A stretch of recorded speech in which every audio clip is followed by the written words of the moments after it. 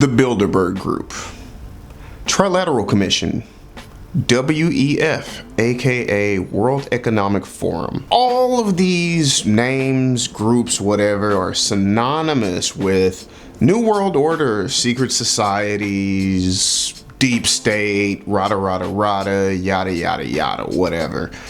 But what are they really? I don't know. Let's talk about it a little bit. I'm gonna just share some information with you that I was able to kind of dig up about some of these groups. I'll let you come up to your own conclusions. And yeah, we just meet in the middle. How about that? Before we get started, could you do me a favor? Could you potentially like the video, potentially subscribe to the channel if you haven't, or just simply leave a comment saying that all of this is a bunch of malarkey, bunch of hoo-ha, bunch of phooey. And yeah, other than that, let's get into it. We're gonna start off by talking about the Bilderberg Group / meeting. So it started in 1954, and it's essentially a type of meeting that happens once a year. So it's an annual thing, been going on since 1954, and it got its name because it actually started out at the Bilderberg Hotel. The entire purpose of it was to increase communication between the Americas and Europe, and that was to prevent another world war from occurring. Usually the meeting takes place for about 3 days, and it's invite only. So if you ain't cool enough, you ain't getting in the door unless you crash it, which I'll pray for you because they probably gonna hurt you. But that's essentially what it is. So it's a meeting, happens every single year. And of course, because of this, you know, comes in a little bit of controversy. Why is it controversial? Why is it on conspiracy theory lists, right? But what's up with it? It sounds like just a bunch of people get together, have a meeting every year, and it's in different locations. Oh yeah, and by the way, the guest list is usually, of course, politicians, right? But it's deeper than that. So it's usually politicians and people of interests, and this can kind of vary. So it'll be like CEOs and like high up officials in like banks or certain technologies, even certain different media branches. So, you know, loosely things that kind of, you know, play together in those circles, right? Politics, science, banking, media, and just people of the field. Also, just want to break down a few more details, right? So roughly it's 120 to 150 people invited every single year. The controversy comes in is because nobody really knows what they're talking about. Like, you can look it up, but there's really no true leaks of what they actually discuss in these rooms. So of course, that's where the controversy comes in, right? That's where people start getting, you know, speculative. Why is it that the most powerful, the most rich, and the most influential people meet up? They basically essentially put whatever schedules they have to the side to make sure that they can attend this if they are invited. So, you know, what in the world could they be talking about? So you can actually go to their official website. It gives you an outline. Every single year, there is an outline provided of the topics that they did discuss, but it never goes into detail. So you'll see, I don't know, like some loose topics such as like, I don't know, how roads are affecting climate change in Europe or something like that. Like it'll give you very, very, very broad guidelines. Like, oh, we're going to talk about cyber attacks, and we're going to talk about the economy of China, but you don't actually get the full detail as to what exactly they're talking about. And they even describe it themselves as this is an informal way of them being able to essentially cut loose and just say what they really mean about whatever they really want to talk about. And because of that, I don't know, it's essentially no media allowed. Again, don't know. If anything, I would have to assume that it's like the best way that they can discuss things in the most human way possible without having to do all of the, you know, media trained and written and formal statements and whatnot. I don't know. But essentially that's what it is discussed about. So of course, like I said before, you know, there's tons of controversy around it because it is pretty secretive for the most part. You know, they give an outline, but they still don't tell you what they're talking about. And again, it's the most powerful people that will literally break their busy, super productive, whatever schedules to meet face to face for 3 days and have these discussions. Now, really quickly, I want to read you a statement from somebody. Give me just a moment. So this person's name is Dennis Healy, who is a founder of the group. And this is what Dennis had to say. To say we were striving for a one world government is exaggerated, but not wholly unfair. Oh my goodness, look at that. One world government, new world order. Oh my God, they're confirming. Anyways, those of us in Bilderberg felt we couldn't go on forever fighting one another for nothing and killing people, rendering millions homeless. So we felt that a single community throughout the world would be a good thing. Do with that information as you wish. I'm not gonna lie.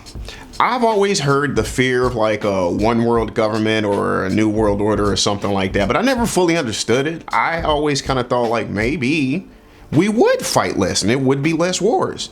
But I guess the fear comes from like who gets to sit at the top of that throne, you know? Because, for example, right, China has a way of doing things, right? North Korea has a way of doing things. United States has a way of doing things. Brazil has a way of doing things. So if we were all to fall under one government, I guess, whose way goes? But there's a whole shebang order to the thing, right? Like they literally have committees inside of it, and these committees actually get together. They even elect people, and they can only serve like on certain positions for like up to 4 years. So like it's like real, like they really about this. So it's a pretty formal setup for informal conversations, which I think is kind of, you know, interesting. But you know, I would probably never be cool enough to go here. But hey, you don't have to be a president to go here. Like I said, if you work your way up in like media, you know, you can go there, possibly get an invite. So you can get there through news, you know, other various things. Oh, even academia. So, you know, if you have some very good educational pieces, you could potentially land on the list one day if you get big enough. So shoot for the stars. One of the other things that kind of stuck out to some people is they noticed that like some people that go to the Bilderberg meetings or Bilderberg Group meetings, whatever you want to call it, end up going on to become presidents and prime ministers and what have you. So people are like, I wonder if it's because you now know something or you're in the know about something that allows you to get this like leg up and possibly go to the right people to get put into that position of power. A lot of speculation again. You know, theories like this always run wild with people because, you know, there's so little information, right? And they're just perfect for conspiracy theories because you could just let your imagination run wild on what these groups do or what they say. And these groups don't really care that much because at the end of the day, like you can say what you want to. They go in there, they say what they got to say, they make plans, they get things accomplished, and they get to move on and do what they want to do. Now, this is something that is interesting, right? I've never heard of this until researching this, but they operate on something called the Chatham House Rule. And basically what that means is you are allowed to use whatever information that you want to from these meetings for your own personal benefit and your own personal gain. However, the golden rule of the Chatham House Rule says that you cannot tell people where you got the information or who gave you the information. I don't know. I don't like that's like the weirdest thing I think I've ever heard because I mean, you know, again, like think about the type of people that are in this room. You know, matter of fact, I'm going to read some names off right now. I got a few names of people that have been in the past. So we have Georgia House of Representatives, Stacey Abrams. We have Alex Karp, the CEO of Palantir. John Micklethwaite, editor-in-chief from Bloomberg. If you don't remember, he was in the Epstein Black Book in episode 1. Eric Schmidt, former CEO at Google. And I'm pretty sure, yeah, John D. Rockefeller, you know, and various other people. Like a lot of people that you would probably know have been to these meetings. So just think about that. They go there. I just keep saying the same thing I said before, but just adding on to it. They go there, right? 3 days, off the books, off the presses, and they trade and pass information to each other in an informal manner that they can use for their own gains and benefits, but they cannot tell anybody where they got the information from or who gave it to him. All right, let's move on. Former chairman Etienne Davillon said that he loves going to these type of meetings simply because it allows them to talk off the cuff, which disturbs me a little bit because he said basically it allows them to just get things off of their chest without the media getting involved, which to me immediately signals they must be talking about some crazy stuff in there that they don't want you or I or the media to catch it. So it's probably something offensive, possibly something scary, or possibly something just repulsive, like figuring out that they're doing insider trading. Because when you think about it, technically you could do insider trading in here since it's protected by the Chatham House rule. Another thing they also mentioned though is you need to keep in mind that this is a group where people just get together, right? Selected, invited specifically, and to talk about things, which means they don't do anything with voting. They don't do anything with policy changes, right? According to this, they don't do anything like that that should directly impact you and I guess, right? That's the whole claim. I'm probably gonna butcher this name, but in November 2009, a Herman van Rompuy, whatever, basically outside of Brussels, right? The Bilderberg Group decided to host a dinner celebrating his candidacy, which people were like, why? I don't know. I just think it's kind of weird because basically people immediately started buzzing off in their ears, their spidey senses started tingling or whatever, that, they could have played a part in Herman getting elected. Because they're like, why are y'all celebrating his candidacy? But I don't know. I mean, again, this is why I say y'all, use your discretion. How do you feel about this? Do you think that they had anything to do with that? Maybe, maybe not. I don't know. But that's what they did. They hosted a celebratory dinner outside of someplace in Brussels just to celebrate this guy winning. So people were like, maybe he was put in that position. Ooh. And I know what you're thinking. How in the world can this work, right? For example, you're getting all of these super rich and wealthy people together for a few days behind closed doors with no media to discuss and debate information that could potentially help them or harm someone else in the long term that they can't talk about, right? How in the world do you facilitate that? Well, these meetings or whatever by the Bilderberg Group get donations every single year by big companies, right? So companies such as Nokia, Xerox, Heinz, yes, like Heinz ketchup and shit, yeah, Heinz, Fiat Automobiles, and many more actually. It's quite a few companies that sponsor and donate money to make sure that this can keep going every single year. Now, really quickly before we move on to Trilateral Commission, I just want to share a few controversial quotes of criticism about the Bilderberg Group. This one comes from none other than former Cuban President Fidel Castro. Fidel was quoted saying, "The Bilderberg Group is a sinister clique and full of Bilderberg lobbyists that are manipulating the public to install a world government that knows no boundaries and is not accountable to anyone but its own self." That's Fidel Castro. And the other controversy is kind of interesting because it's kind of split down the middle. So left-leaning politicians believe that the group is something to push and promote more aggressive, egregious capitalistic endeavors by the government and by these individuals specifically, while the right-leaning politicians believe that it is a push for possible world globalization, like mentioning before, right? And making sure that their power and their reach can extend to other nations that it normally shouldn't. And my whole argument is, why can't it be both?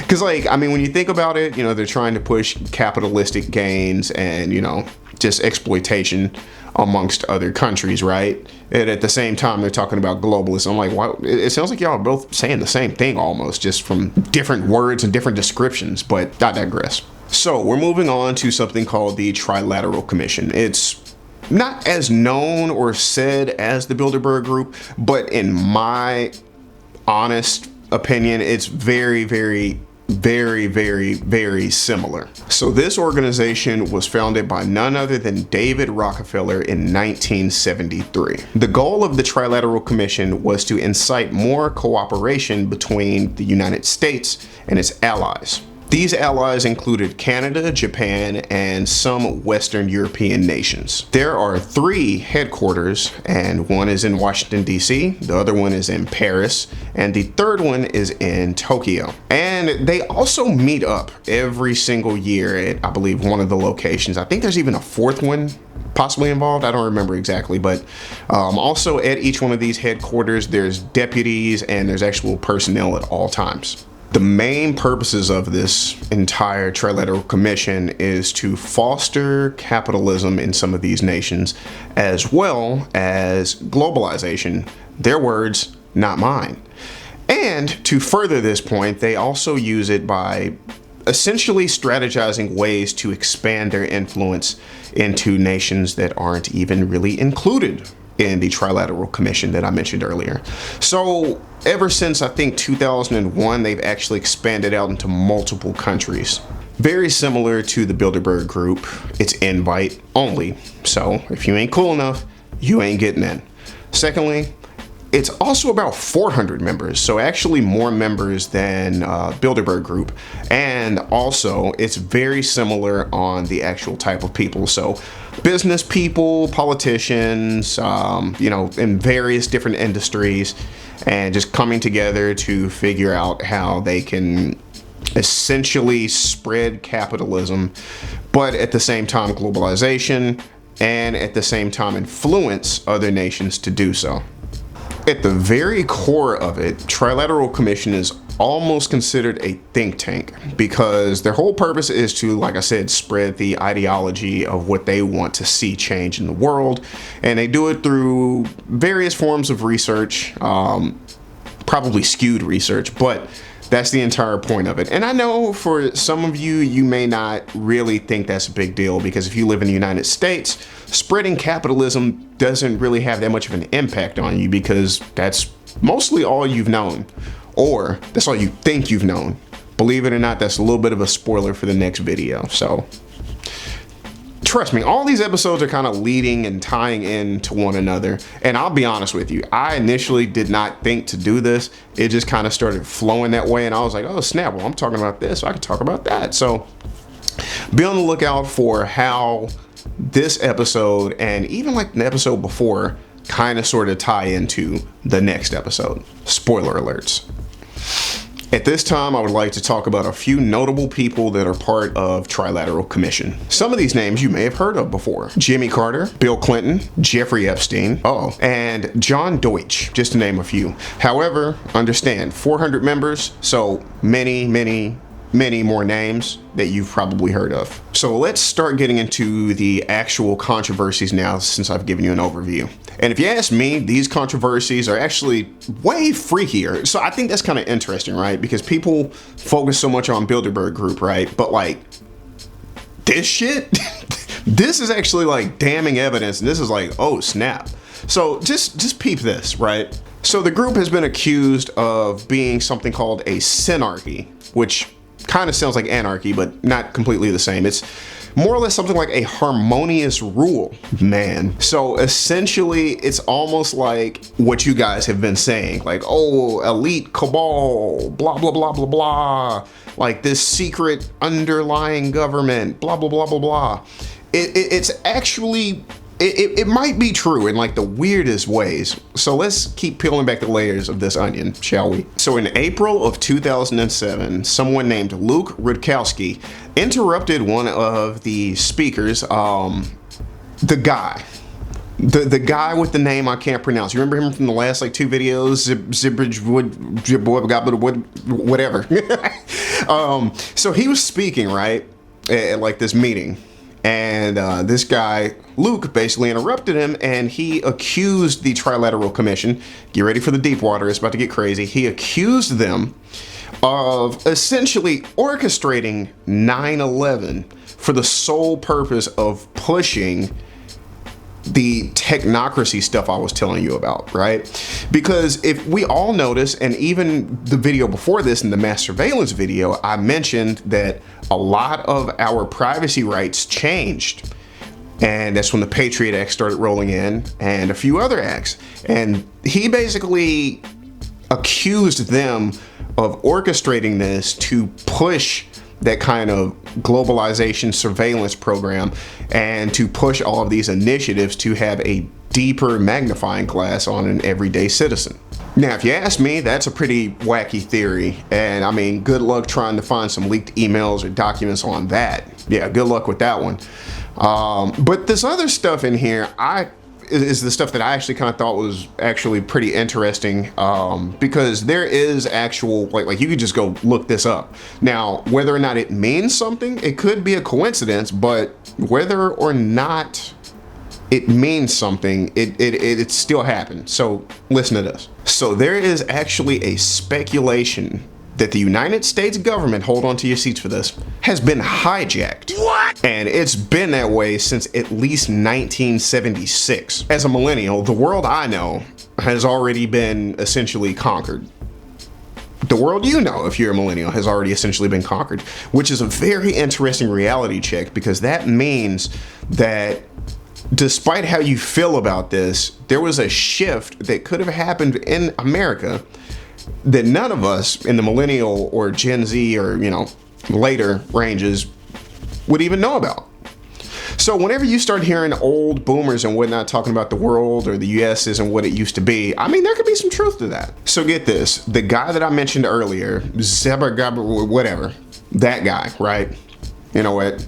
This guy, I put him right there real quick, that guy.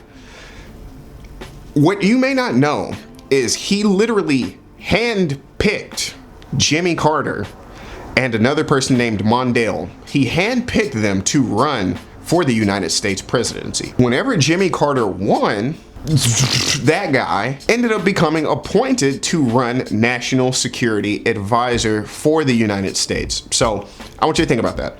That guy pushed Jimmy Carter to run. Jimmy Carter won. And then when Jimmy Carter wins, he immediately makes that guy National Security Advisor for the United States of America. Right after that, Jimmy Carter then appointed 1/3 of the whole Trilateral Commission to various political seats and cabinets within the United States government.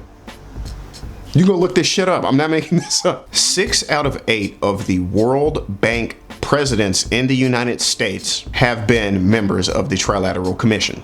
The United States Trade Representative, who is responsible for negotiating trades between the US and other countries, going all the way back to 1976, right? 9 out of 12 of those have been members of the Trilateral Commission.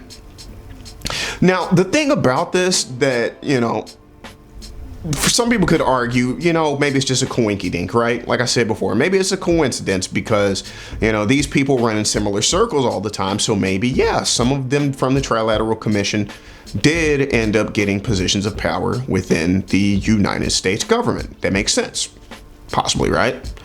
The thing that makes it so weird, though, is the starting point with Jimmy Carter, knowing that, it started with blankety blank name. He essentially put Jimmy Carter on, Jimmy Carter got on, and then Jimmy Carter looked back and pulled all these other people in behind him before the door closed. That's what makes it so weird. Also, by the way, I said 9 out of 12, right? For the U.S. Trade Representative, right? And I think 6 out of 8 for the World Bank presidents in the United States, right?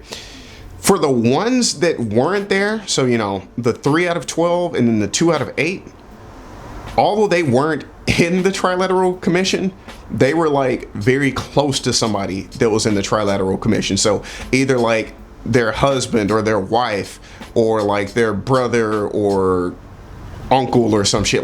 So they were always 1 to 2 degrees of separation away from being in the United States government to also being connected to the Trilateral Commission. So going back to blankety blank's name, at this point I feel like I'm beating a dead horse, but just understand that everything mentioned so far still ties back into technocracy in one way or another. Because it does mention the globalization, it does mention the mass surveillance, and specifically, the blankety blank guy started talking about, he literally said that it's gonna take some time to do mass surveillance on the people. It's gonna take time to get those systems in place and to get all of that data streamlined, right? But he said once it does, it should be very easy for any officials to pull up someone's file basically instantaneously. And not only that, when they say pull up your file, you gotta understand at this point, I'm not talking about your criminal record. I'm talking about the file of you specifically, your likes, your dislikes, your fears, your what makes you happy, whatever. It's just, it's weird. Like this is all the shit, like I said, we've heard over the years, right? You know, nothing that I'm saying surface level is new, but like when you actually dig in it and you're like, is there any truth to any of this shit? And then you figure out like, oh crap, maybe it is a little bit of truth to this shit. That's what kind of gets weird, right? Like, again, you're never gonna find a true smoking gun about any of this, because that, I don't know, maybe it wouldn't, but I think maybe this would cause an uproar with the people, but maybe it wouldn't. I don't know. Maybe people are too focused on whatever to care about all this stuff, because it's weird. I mean, think about it, right? You know, this is stuff that these guys were talking about and putting into motion all the way back in like the 70s, maybe even earlier than that, right?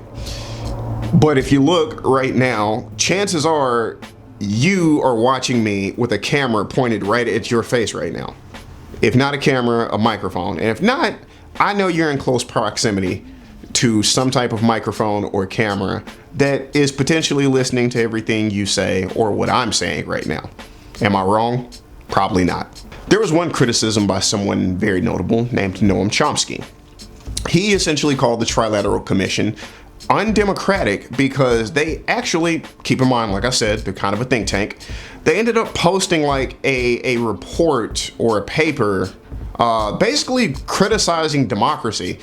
It was loosely saying that, like, I don't know, maybe the masses have too much of a voice. So, I mean, I want you to think about that, right? Your voice is too loud speaking about yourself. Do with that information as you wish. So I want to top this off with a little bit of a bonus, right? I want to top this off with the World Economic Forum. Now, I'm not going to do a deep dive on it. Again, the more we talk about these groups, like, the less there is to say, really. They're very similar. World Economic Forum is kind of really no different. But two key things I wanted to talk about with the World Economic Forum that kind of creep me out a little bit. One, essentially I don't want to say they predicted, but they had a meeting years ago. And in that meeting, they specifically talked about that we were overdue for a super virus, and that this virus or some sorts, you know the one, ended up happening. I'm trying to skate around it, so, you know, forgive me. But essentially, they talked about, you know, a lot of people were going to cough really bad soon, probably, maybe, I don't know. And then people ended up coughing really badly pretty damn soon, actually. So because of that, people kind of looked at the World Economic Forum as like, maybe you engineered this. And then given the fact of the whole, you know, lab information starting to come out and be far more realistic than what they put on, it's getting real sketchy with that. Now, the thing that freaks me out is they ended up making another prediction. I don't know if you're aware about this, but this was like a few years ago. They ended up making another prediction saying that they predict that we are overdue for a very massive cybersecurity attack. So a very nasty cyber attack is supposed to happen and be a worldwide phenomena also. And I know what you're thinking. What does that mean? Well, I hope I hope that I've talked to you enough about things like the mass surveillance issue. There was one in there that I specifically said freaked me out, and that was Stuxnet, right? Because Stuxnet, again, has run rampant over the deep web. Like, people have been able to grab copies of it, and we don't know what's happening with that now. Like, people could have engineered that into being something far more sinister, far more destructive than what any of us could have initially imagined. Initially, it went in and it was destroying machinery, factories, power plants even, almost causing Iran to have nuclear meltdowns. Now imagine someone takes that and tweaks that, and now it has other functionalities. So one of the things that they talked about that we could potentially see from a global, massive cyber attack is, just imagine if all of the power grids went down for like months. So just imagine you right now, everything's down for months. So what does that mean? Well, if everything's down for months, you got to get a generator, right? And good luck going to the store, because you're going to be fighting tons of people. If you live in a large, huge city like Chicago or LA or Houston, you know, New York City, something like that, good luck. Good luck trying to sit there and get a generator, you know, amongst hundreds of thousands, if not millions of other people all at once. Because other than that, what else are you going to do? Your refrigerator is useless. And that's where I'm going to stop right there, because I mean, if you don't got a fridge, like who cares about the computer or the TV or some shit? If you don't got that, like, who cares about anything else? So, you know, because of that, it's caused some great concern. And again, like I said, this is a global power outage we're talking that's going to last for months. Again, this is what they speculated in their whole worst case scenario thing or whatever that the World Economic Forum discussed. Because I was thinking, as a person in cybersecurity industry myself, just in sales, I ain't that smart. I kind of thought, I was like, what in the world would a cyber attack look like that could, you know, bring the world to its knees? And then I actually read the description. I'm like, oh yeah, that would suck. So I mean, yeah, think about it. If it's the summertime and you're in Texas with no electricity, good luck. Good luck. And again, if you're up north and there's a polar vortex and you ain't had heat in like 2 months,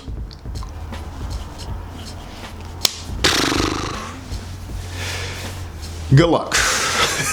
Good luck. So I hope all of that is incorrect. I hope that one never sees, you know, the light of day, because COVID sucked, but at least you had electricity, bro. At least you had electricity for the most part, right?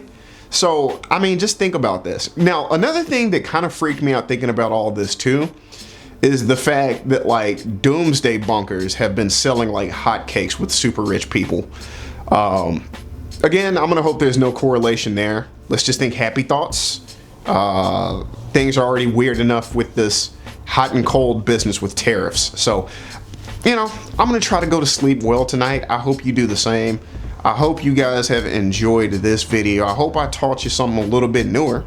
You know, Trilateral Commission, WEF, Bilderberg Group, potentially people doing gains behind your back and profiting off of your pain and sorrow. Sucks. But other than that, please, if you can, give a like to the video. It helps us. We need more likies. More likies, please.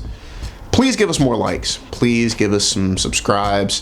Tell your homies about it. Yeah, other than that, we'll catch you in the next one. Again, I'm looking at my magic board over here of topics I'm going to discuss, and I'm pretty excited about the next one a little bit. I hope you like that one too. But yeah, I'll catch y'all when I catch y'all.